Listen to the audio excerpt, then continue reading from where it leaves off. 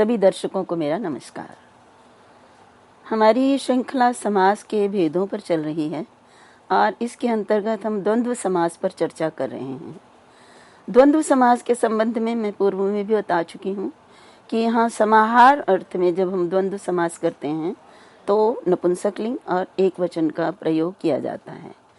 अब मैं आपके सामने जो चर्चा कर रही हूँ उसमें हम ये चर्चा कर रहे हैं कि ऐसी कौन सी परिस्थितियां होती हैं जिसमें हम एक वचन का प्रयोग करते हैं द्वंद्व समास में। तो उस संदर्भ में कुछ सूत्रों पर मैंने चर्चा की थी। आज मैं जिस सूत्र पर आपके साथ चर्चा कर रही हूँ वो सूत्र है अनुवादे चरणानाम।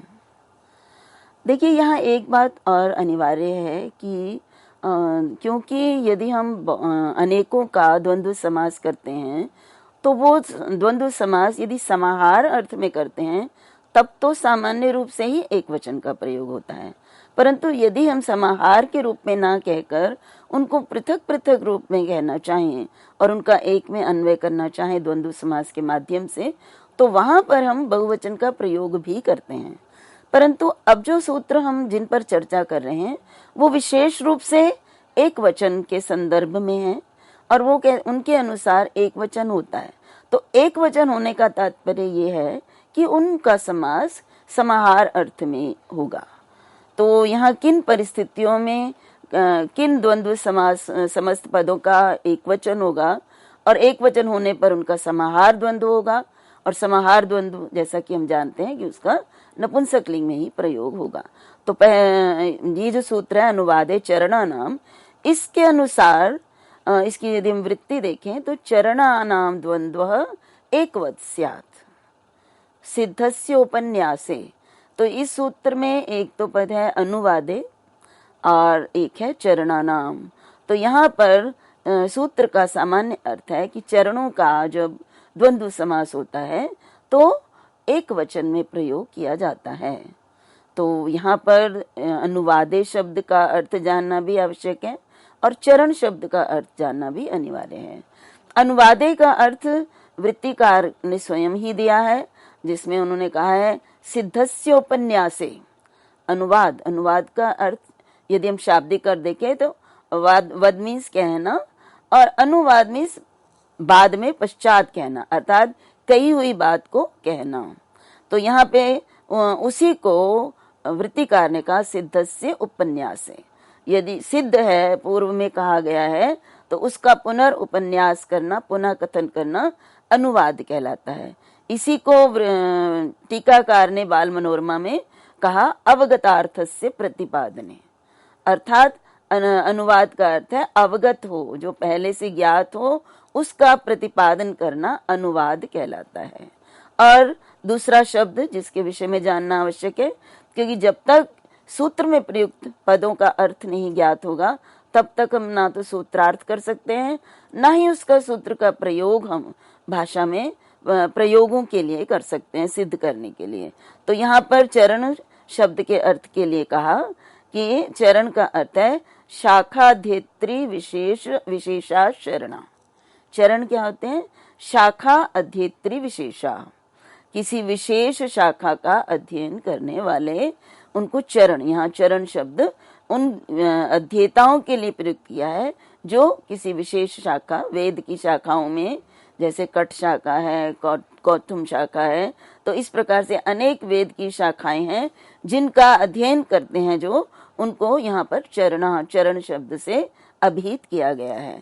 तो सूत्र, इसलिए अब सूत्र का अर्थ है कि वेद की किसी विशेष शाखा का अध्ययन करने वाले पदों का यदि द्वंद्व समास होता है और अनुवाद अर्थ होता है कि जो सिद्ध है उसका पुनः कथन करना, तो ऐसे द्वंद्व समास का प्रयोग एक वचन में होता है। और एक वचन में होता है तो इसका तात्पर्य है कि वो समाहार द्वंद्व होगा उनका। तो जैसे तो ये सूत्र का अर्थ है, परंतु इसके साथ वार्तिक भी है जिसको भी समझना अनिवार्य है, तभी हम सिद्धियों को सही से कर पाएंगे। तो वार्तिक है स्थेणोर लुंगी इति वक्तव्यम। स्थेणो हो, स्था और इण, इन दो धातुओं के लिए आया है, द्विवचन का प्रयोग है। स्था और इण में संधि, स्थेण बन गया और स्थेनोः षष्ठी एक वचन है।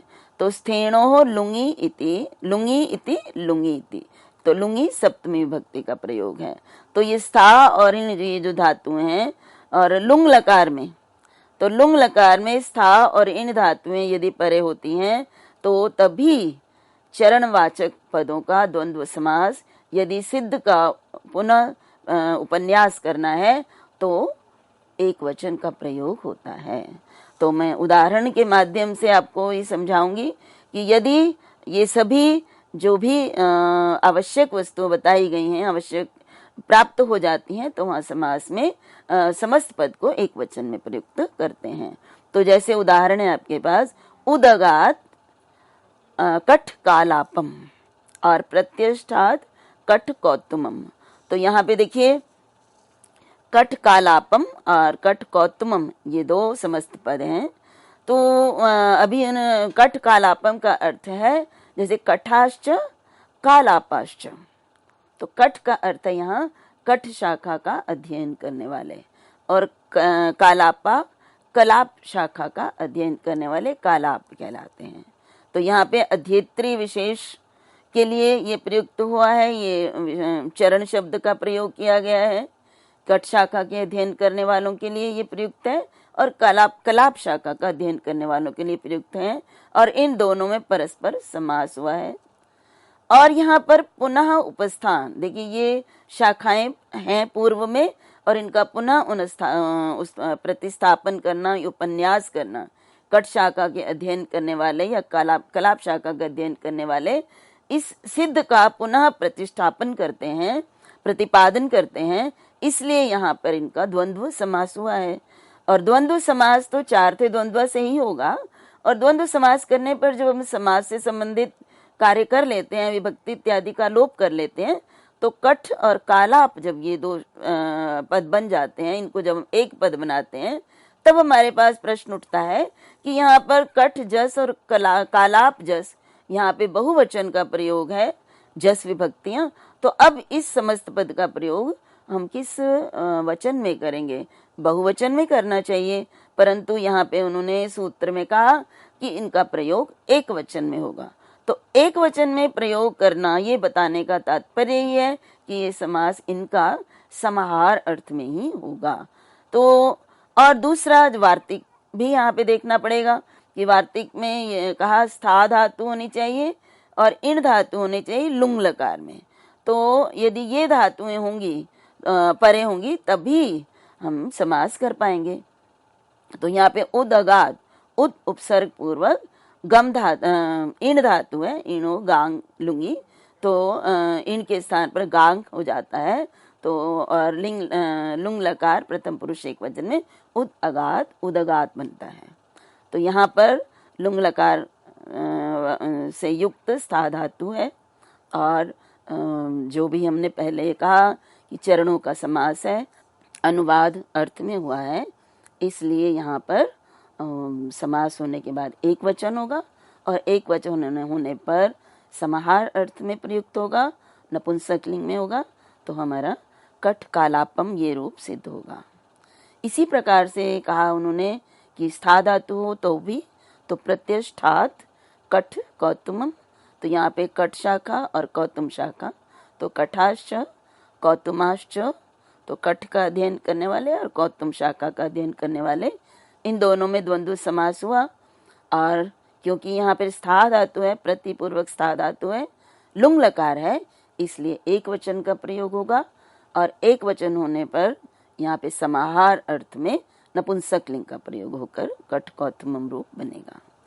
अब देखिए सूत्र में ये कहा गया है कि सूत्र में ये नहीं बताया कि यहाँ पे कौन सा क्रियापद हो तभी होता है, परंतु वार्तिककार ने स्पष्ट किया। तो क्यों कहा उन्होंने कि स्था और इन धातु लुंग लकार की हो तभी होता है, तो उदाहरण के द्वारा स्पष्ट किया जा रहा है कि यदि स्था और इन धातु नहीं होते हैं लुंग लकार के, तो यहाँ पर एक वचन नहीं होगा। और जब एक वचन नहीं होगा तो मैंने कहा आपको कि यहाँ पर समाहार अर्थ में भी नहीं होगा, द्वंद्व समास सामान्य रूप से जिस वचन में है उसी वचन का प्रयोग होगा।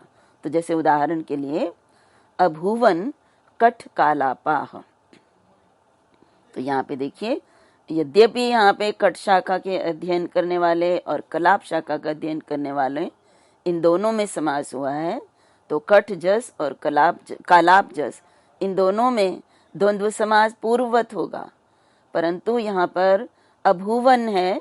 यद्यपि ये लुंग लकार का प्रयोग है, भू धातु लुंग लकार प्रथम पुरुष बहुवचन का प्रयोग है, परंतु यहाँ पर इन धातु या स्था धातु ना होकर कौन सी धातु है, भू धातु, तो तब यहाँ पर ये एक वचन में नहीं प्रयुक्त हुआ है। तो एक वचन ना होने के कारण, क्योंकि ये कट जस बहुत सारे कट शाखा के अध्येता हैं, कलाप शाखा के बहुत सारे अध्येता हैं, इसलिए बहुवचन में प्रयुक्त होगा। और जैसा कि हम जानते हैं कि जो परवर लिंगम द्वंद्व तत्पुरुषयो, इसको भी हमने देखना है कि परवर्ती पद किस लिंग में है, उसके अनुसार ही लिंग का निर्धारण भी होगा। तो यहाँ कालाप शब्द पुल्लिंग है, इसलिए पुल्लिंग प्रथमा बहुवचन में हमारा रूप बनेगा कट कालापा। तो ये स्पष्ट हो गया कि एक वचन का जब भी प्रयोग करने का कोई नियम आता है तो वो समास समाहार द्वंद्व ही होता है। इसी प्रकार से देखिए, तिष्ठन्तु कट कालापाः, तो यद्यपि यहाँ पर तिष्ठन्तु में स्था धातु है, परंतु वो स्था धातु लुंग लकार की नहीं है, यहाँ पे लोट लकार प्रथम पुरुष बहुवचन का प्रयोग है, इसलिए यहाँ पर कट कालापम ना होकर सामान्य बहुवचन का प्रयोग होकर कट कालापा ये रूप निष्पन्न होता है। अब हम इसके बाद अगला सूत्र जो इसी संदर्भ में, इसी क्रम में पाणिनि ने दिया है, उस पर विचार करेंगे, और वो सूत्र है अध्वर्यु क्रतु रनपुंसकम। अध्वर्यु क्रतु रनपुंसकम। अब इसमें देखिए 3 पद हैं, एक तो अध्वर्यु, एक क्रतु और अनपुंसकम। तो इसकी पहले हम वृत्ति देखते हैं कि यजुर्वेदे विहितो यह क्रतुः तद्वाचिनाम अनपुंसका लिंगानाम द्वंद्वः एकवत् स्यात्। तो यहाँ पे देखिए अध्वर्यु यजुर्वेद से संबंधित है, तो अध्वर्यु क्रतु, तो यजुर्वेद के क्रतु में यज्ञ, तो यजुर्वेद में कहे गए यज्ञ जो है उनके वाचक तद्वाची नाम, अर्थात यजुर्वेद प्रोक्त जितने भी यज्ञ हैं उनके वाचक पदों का यदि परस्पर द्वंद्व समास होता है और वो अनपुंसक लिंगा नाम, नपुंसक लिंग पद नहीं होते हैं, तो वो द्वंद्व फिर एकवत् स्यात्, एक वचन में प्रयुक्त होता है। तो देखिए, जैसे आपके सामने सूत्र है अर्काश्वमेधम, यहाँ पे देखिए अर्कश्च अश्वमेधश्च, ये 2 यज्ञ हैं, ये दोनों ही यज्ञ यजुर्वेद से संबंधित हैं।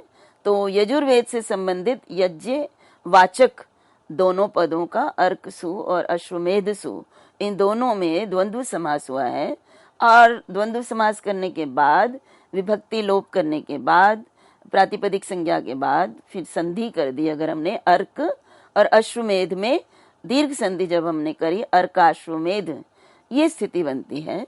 तो यहाँ पे क्योंकि ये 2 पदों का समास है, इसलिए यहाँ पर समास करने के बाद क्या प्राप्त हो रहा है, द्विवचन की प्राप्ति हो रही है। 2 में समास है तो समास करने के बाद 2 के लिए है तो द्विवचन का प्रयोग होना चाहिए, परंतु क्योंकि ये समास जिन पदों में हुआ है वो यजुर्वेद के यज्ञों से संबंधित पद हैं, तो इसलिए इनका समास करेंगे तो वो उसको एक वचन का प्रयोग होगा। और दूसरी बात ये भी है कि नपुंसक लिंग पद नहीं है, अर्कश्च अश्वमेधश्च दोनों ही पुल्लिंग हैं, तो पुल्लिंग है और यजुर्वेद से संबंधित यज्ञ वाचक शब्द हैं, तो इसलिए इनमें जब हम द्वंद्व समास करते हैं तो फिर इनका द्विवचन में प्रयोग ना होकर एक वचन में प्रयोग होगा, और एक वचन में प्रयोग होने पर नपुंसक लिंग और एक वचन में रूप हमारा बन जाता है अर्काश्वमेधम। देखिए, अर्काश्वमेध अकारांत शब्द है, सु की उत्पत्ति है। बीच बीच में मैं आपको स्मरण कराती हूँ कि सु की उत्पत्ति है इसलिए अतोअम सूत्र द्वारा सु को अम हो जाता है और अमी पूर्व से पूर्व रूप होकर अश्वमेधम बनता है। इसी प्रकार से देखिए ईशु वज्रऊ, यहाँ पे देखिए ईशु वज्रऊ, यहाँ पे जो समास हुआ है ये ईशुश्च वज्रश्च, ये दोनों पद जो हैं ये दोनों सामवेद से संबंधित यज्ञवाचक शब्द हैं। तो ये दोनों शब्द सामवेद से संबंधित यज्ञवाचक हैं, तो इसलिए यहाँ पर जो समास किया तो ये यद्यपि यज्ञवाचक हैं परंतु सामवेद से संबंधित है, ना कि यजुर्वेद से संबंधित, इसलिए इनको एक वचन में प्रयोग नहीं करेंगे। तो इसलिए ईशुश्च वज्रश्च जब हम समास करते हैं तो समास करने के बाद हम इसमें द्विवचन में प्रयोग करते हैं और ईशु वज्रो, ये द्विवचन का प्रयोग हमारे सामने सिद्ध होता है।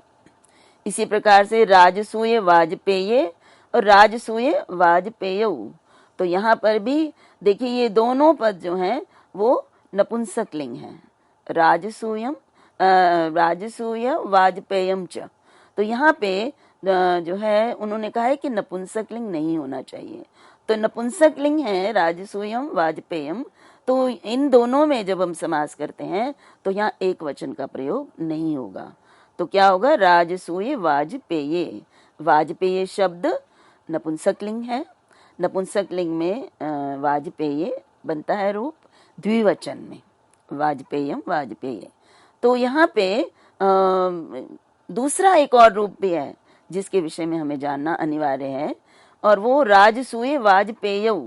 तो यहाँ पर प्रश्न हमारे सामने उपस्थित होता है कि क्योंकि दोनों पद नपुंसकलिंग हैं और नपुंसकलिंग में प्रथमा विभक्ति द्विवचन में राजसूय वाजपेय ये रूप निष्पन्न होता है, तो फिर राजसूय वाजपेयऊ ये किस प्रकार से बनाया। वाजपेय शब्द यद्यपि नपुंसकलिंग है तो यहाँ पे वाजपेय होना चाहिए था, ये पुल्लिंग में वाजपेय होता है। तो यहाँ पर एक पूर्व में समास करते हुए एक सूत्र है अर्धर्चादौ पुंसी च, अर्थात जो अर्धर्चादी शब्द के अंतर्गत अर्धर्चादी गण के अंतर्गत आते हैं समास होता है जिनको, उनका पुल्लिंग में भी प्रयोग होता है। तो यहाँ पर राजसूय वाजपेय ये शब्द अर्धर्चादी के अंतर्गत आता है, इसलिए यहाँ पर पुल्लिंग में भी इसका प्रयोग होता है। तो इसलिए यहाँ पर एक तो नपुंसकलिंग का प्रयोग करके किया है और दूसरा पुल्लिंग में इसकी विभक्ति वाजपेयऊ इस प्रकार से प्रयुक्त की है। तो इस प्रकार से हमने देखा कि ये एक वचन का प्रयोग से संबंधित ये सूत्र, इसका क्या अर्थ है और इसका क्या प्रयोग है। अब आगे अगला सूत्र है अध्ययन तो अविप्रकृष्ट आख्यायाम। अध्ययन तो एक शब्द है, अविप्रकृष्ट और आख्यायाम, आख्यायाम है यहाँ पे, आख्यानम नहीं है, तो यहाँ पे आख्यायाम होना चाहिए। तो यहाँ पे इन पदों को यदि हम देखें तो इसमें भी तीन पद हैं, अध्ययन तो और अविप्रकृष्ट आख्या, अविप्रकृष्ट अलग है, अविप्रकृष्टा आख्या, तो यहाँ पे तीन पद हैं। तो यहाँ पे इसका जब हम अर्थ देखते हैं तो वृत्तिकार ने जो अर्थ दिया, अध्ययनेन प्रत्यासन्या आख्या येषाम तेषाम द्वंद्वः एकवत्। तो मैंने अभी आपको बताया कि सूत्र में आख्यानम ना होकर आख्यायाम होना चाहिए था, तो उसी को आगे वृत्तिकार ने भी वृत्ति में कहा। तो यहाँ पे अध्ययन तो, यहाँ अध्ययन शब्द से तसिल प्रत्यय जो कि पंचमी विभक्ति के अर्थ में आता है, कारण के लिए प्रयुक्त होता है, और विप्रकृष्ट निकट और अविप्रकृष्ट विप्रकृष्ट दूर और अविप्रकृष्ट में जो निकट है, और आख्या। तो सूत्र का अर्थ है कि अध्ययनेन, अध्ययन के कारण, प्रत्यासन्ना, प्रत्यासन्ना अविप्रकृष्टा का अर्थ है प्रत्यासन्ना, प्रत्यासन्ना मीन्स निकट, आख्या मीन्स नाम या संबंध, ये शाम जिनका है, तेषाम द्वंद्व एकवत, उनका यदि हम द्वंद्व समास करते हैं तो उसका प्रयोग एक वचन में होता है। तो मैं आपको इसको व्याख्या इसकी इस उदाहरण के माध्यम से बताना चाहूंगी। जैसे एक पदक क्रमकम, तो यहाँ पे दो पद हैं, एक तो है पदक और एक क्रमक। और ये दोनों जो है वेद का जब हम पाठ करते हैं तो वेद में पद पाठ भी होता है, क्रम पाठ भी होता है, और अनेक पाठ जो है उनके द्वारा हम वेद के मंत्रों का उच्चारण या पाठ करते हैं। प्राचीन काल में वेद मंत्रों को सुरक्षित रखने के लिए वेद के पठन के या उसके उच्चारण के अनेक प्रकार से पाठ होते थे। तो उन पाठों के अंतर्गत पद, पदक और क्रमक, ये पद पाठ के द्वारा अध्ययन करने वाले और क्रम पाठ के द्वारा अध्ययन करने वाले। तो पद पाठ के द्वारा अध्ययन करने वाले को कहते हैं पदकः, और क्रम पाठ के द्वारा अध्ययन करने वाले को कहते हैं क्रमकः। तो यहाँ पे जब हम पदक और क्रमकम इन दोनों को विग्रह करते हैं तो ये बनता है पदकः और क्रमकः। तो जब हम लिखते हैं तो पदकश्च क्रमकश्च, पदक अर्थात पद पाठ के द्वारा अध्येता वेदों के मंत्रों का अध्ययन करने वाले को कहते हैं वो व्यक्ति, और क्रम का जो क्रम पाठ के द्वारा वेद का पाठ करता है। तो ये अध्ययन के कारण निकटता है दोनों में, अध्ययन पद पाठ के द्वारा करना, क्रम पाठ के द्वारा, दोनों ही अध्ययन करते हैं। तो यहाँ पे होगा दोनों में जब हम समास करते हैं तो समास करने के बाद हमारे पास पदक और क्रमक ये दो पद शेष रहते हैं। तो ये तो स्वाभाविक है कि क्योंकि दो में समास हुआ है तो यहाँ पर तो द्वंद्व समास करने के बाद समस्त पद में द्विवचन का प्रयोग होना चाहिए था, परंतु यहाँ हमें ये देखना पड़ेगा कि यहाँ पे अध्ययन के कारण जो अविप्रकृष्ट हैं, निकटतम हैं, उनका यदि समास होता है तो वो एक वचन में होगा। तो एक वचन में होगा तो यहाँ पे पदक क्रमक और फिर एक वचन है तो सु की उत्पत्ति, और उसके बाद सु को अम होकर और पदक क्रमकम इस प्रकार से रूप बनेगा।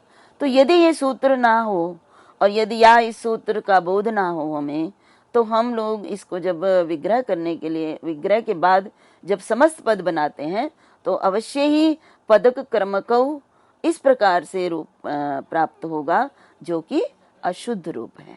तो इसलिए जितने भी सूत्र आचार्य पाणिनि ने दिए हैं उन सूत्रों का जो है हमें विशेष स्मरण होना चाहिए, तभी हम शुद्ध रूप सिद्ध कर सकते हैं। इसी प्रकार से देखिए वैयाकरण नैरुक्तम, तो वैयाकरणश्च नैरुक्तश्च, वैयाकरण जो व्याकरणम अधीते इति वैयाकरणः, और नैरुक्ता निरुक्तम अधीते इति नैरुक्तः। तो दोनों ही व्याकरण और निरुक्त जो हैं, अनिरुक्त का अध्ययन करने वाले जो अध्ययन के कारण अत्यंत निकट हैं। हम जानते हैं व्याकरण जो कार्य करता है शब्द सिद्धि, उसी प्रकार का कार्य निरुक्त शास्त्र भी करता है।